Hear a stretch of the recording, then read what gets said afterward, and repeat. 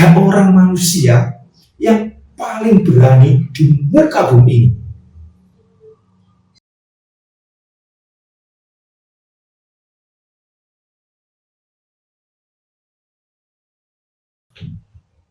Assalamualaikum warahmatullahi wabarakatuh. Teman-teman sekalian, kalau kita belajar, kita mengkaji tentang pendidikan agama Islam, atau kita dengarkan para ceramah-ceramah, para mubalik, atau kita baca di literatur-literatur yang di era sekarang ini mudah sekali kita peroleh dengan adanya internet ini, dimanapun kita bisa belajar, kapanpun, tanpa ruang dan waktu. Khususnya kalau kita membaca, kita mempelajari kisah-kisah umat dahulu, kisah-kisah para nabi, kisah-kisah para rasul, kita bisa mengambil suatu kesimpulan. Ternyata semenjak Adam diturunkan ke bumi sampai hari ini, itu pernah ada tiga orang manusia yang paling berani di muka bumi ini. Jadi ada tiga manusia yang paling berani di muka bumi sampai hari ini. Siapa saja mereka? Marilah kita lihat satu persatu. Yang pertama, Nabi Ibrahim alaihissalam. Mengapa Nabi Ibrahim itu dikatakan manusia paling berani di muka bumi? Karena sendirian, seorang diri melawan seorang raja zalim pada saat itu, yaitu Raja Namrud. Kalau orang Jawa bilang ngeluruk tanpa bolong, tidak ngajak demo masyarakat, tidak mengumpulkan warga, tetapi seorang diri Nabi Ibrahim menghadapi Raja Namrud. Kisah ini sudah tidak asing lagi bagi kita. Sudah banyak kita dengar, kita pelajari, kita baca bagaimana Nabi Ibrahim menghadapi Raja Namrud. Raja adalah sebagai bentuk simbol dari masyarakat, simbol suatu negara. Berarti Nabi Ibrahim ini sendirian menghadapi negara yang mana rajanya raja zalim. Masya Allah, inilah keberanian Ibrahim. Apa buktinya? Sampai terjadi perdebatan antara Namrud dengan Ibrahim ini. Walaupun dalam perdebatan itu Nabi Ibrahim benar atau menang, tetapi karena bagaimanapun raja punya kekuasaan, Nabi Ibrahim tetap ditangkap. Walaupun benar 100% kalah dengan kekuasaan saat itu, yaitu Raja Namrud, raja yang zalim. Ditangkap Nabi Ibrahim, dibakar hidup-hidup. Masya Allah. Inilah kisah Nabi Ibrahim alaihissalam sebagai manusia paling berani di muka bumi. Dan kalau dalam kisah yang ada dalam Al-Quran, walaupun Nabi Ibrahim dibakar, tapi Allah menyelamatkan Nabi Ibrahim alaihissalam. Sekarang bagaimana sih kesudahannya? Namrud mati, Ibrahim sudah mati juga. Tapi bagaimana sejarah yang ditinggalkan? Waktu yang membuktikan. Siapapun kita, khususnya ini orang Islam, pasti mengatakan Raja Namrud raja zalim, raja jahat. Sementara Ibrahim manusia mulia. Bahkan kita bersolawat kepada Nabi Ibrahim. Allahumma sholli ala sayyidina Muhammad wa ala ali sayyidina Muhammad kama sholaita ala sayyidina Ibrahim wa ala ali sayyidina Ibrahim. Harum namanya. Walaupun dikalahkan saat itu, dibakar hidup-hidup, tapi karena benar Allah menyelamatkan Nabi Ibrahim.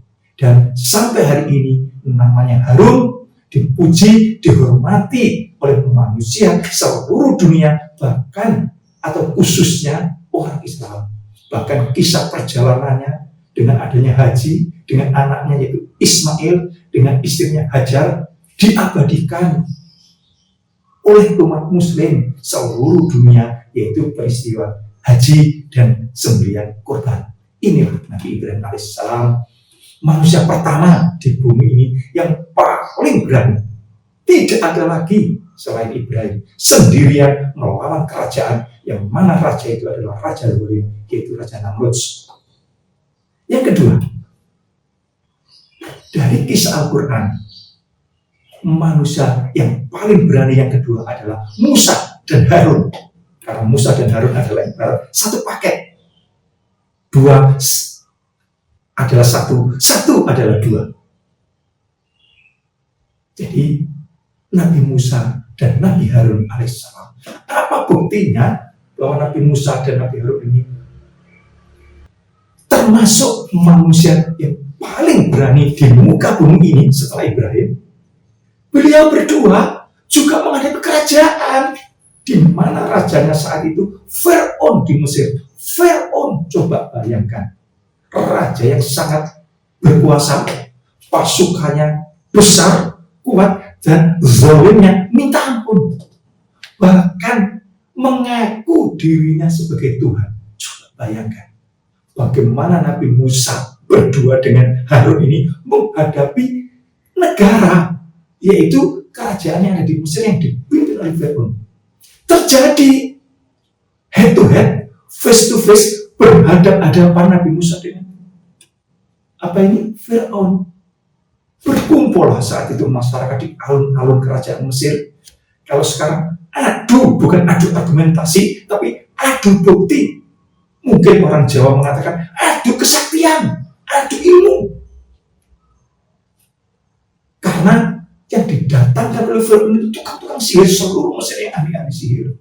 Seluruh Mesir dikumpulkan untuk menghadapi Musa dan Harun. Dalam kisah itu, ketika tali dilempar oleh tukang-tukang sihir itu berubah menjadi ular konkret, bukan ular bayangan, bukan ular angan-angan, tapi ular konkret disaksikan oleh seluruh penduduk Mesir. Ular itu muncul dari tali yang dilemparkan oleh tukang-tukang sihir miliknya Fir'aun. Nabi Musa juga begitu. Allah memerintahkan untuk melemparkan tongkatnya. Tongkat Nabi Musa berubah menjadi ular raksasa, ular besar, sehingga ular-ular kecil dicaploki semua oleh ularnya Nabi Musa. Konkret, ular sungguhan, bukan ular bayangan atau ular-ularan. Ular sungguhannya sangat besar. Bahkan dalam video sebelumnya sudah saya sampaikan, ular Nabi Musa inilah salah satu dari 5 makhluk yang berjalan di bumi ini yang terlahir tanpa melalui ibu atau induknya. Ini jawaban Ali kepada beberapa kelompok rahib Bani Israel, rahib Yahudi, bahwa ada 5 makhluk yang berjalan di bumi ini tanpa melalui proses kelahiran ibu atau induknya. Salah satunya adalah ular yang berasal dari tongkat Nabi Musa. Berdua dengan Harun berani menghadapi sebuah kerajaan yang sangat besar, yang rajanya zalim, yaitu Fir'aun. Siapa yang gak kenal Fir'aun? Ngeluruk tanpa bolong, karena yakin dengan kebenaran, bukan karena ngajak massa, bukan demo besar-besaran. Inilah orang kedua yang paling berani di muka bumi, yaitu Musa dan Harun. Apa kesudahannya? Nabi Musa dan Harun sudah meninggal dunia. Fir'aun pun sudah meninggal dunia. Tapi nama yang ditinggalkan Nabi Musa, Harun. Nabi Harun namanya, mulia. Sedangkan Fir'aun, semuanya tahu bahwa Fir'aun adalah manusia zalim, manusia yang jahat. Semua orang tahu kisah ini. Kebenaran tetap meninggalkan kebenaran. Kejahatan meninggalkan juga kejahatan. Kalau orang Jawa, becik ke titik, Allah ketoro. Yang baik adalah baik, yang benar adalah benar. Sementara yang jelek, yang busuk adalah busuk dan jelek. Pasti suatu saat akan terungkap. Waktulah yang akan membuktikan. Ini manusia kedua. Musa dan Harun adalah manusia paling berani di muka bumi. Sampai hari ini belum punya tandingan. Dan yang ketiga, teman-teman sekalian, ini dikisahkan oleh Rasulullah SAW kepada para sahabat yang akhirnya datanglah malam Lailatul Qadar. Ini berkaitan dengan seorang nabi dari Bani Israel, yaitu Nabi Sam'un. Nabi Sam'un sama ngeluruk tanpa bolong di kerajaan Romawi, sendirian menghadapi kerajaan Romawi saat itu. Bukan hanya dialog, bukan hanya debat, tapi perang tanding. Sam'un dikeroyok pasukan Romawi. Tidak ada satupun yang bisa mengalahkan Sam'un. 80 tahun Sam'un berjuang sendirian menghadapi kerajaan Romawi saat itu. Walaupun di kisahnya Sam'un ini dikhianati oleh istrinya sendiri, sehingga tangkap, dirantai Sam'un ini, dibutakan kedua matanya, dipatahkan tangan dan kakinya. Tapi Sam'un berdoa pada Allah untuk dikembalikan kekuatannya, untuk berjuang menegakkan agama Allah. Dan dikabulkan doanya, kembali kesehatannya, mata yang buta ini kembali bisa melihat, sehat walafiat, kekuatannya seperti semula, sehingga rantai yang membelenggunya bisa diputuskan, dan kerajaan itu, istana itu dihancurkan oleh Sam'un. Masya Allah, sendirian menghadapi kerajaan besar, kerajaan Romawi, yang bukan hanya debat, bukan hanya dialog, tapi sudah ini konfrontasi secara fisik. Dikeroyok ribuan pasukan Romawi dan Sam'un menang.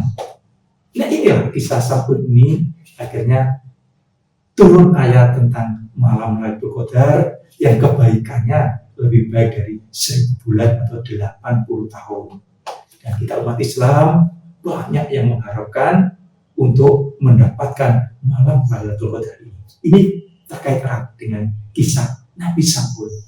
Jadi itu teman-teman sekalian, mulai Nabi Adam sampai hari ini, belum ada satupun manusia yang keberaniannya itu menyamai, apalagi melebihi, menyamai keberanian Ibrahim, Musa dan Harun dan Nabi Sam'un. Karena seorang diri menghadapi kerajaan, belum ada sejarah manusia sampai hari ini yang tercatat, terbuka bisa seperti itu. Makanya wajar kalau beliau bertiga ini, yaitu Ibrahim, Musa dan Harun dan Nabi Sam'un, kita sematkan sebagai manusia paling berani di muka bumi sampai hari ini.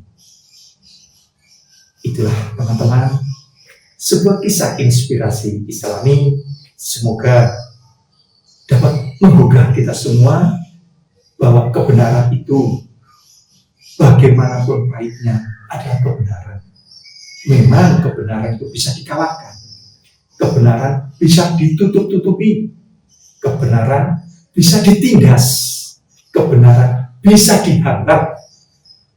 Tetapi yakinlah bahwa suatu saat kebenaran pasti akan bangkit. Waktu akan membuktikan kebenaran adalah kebenaran. Sebagaimana kisah tadi, yaitu tentang Ibrahim, Nabi Musa dan Harun dan Nabi Sam'un.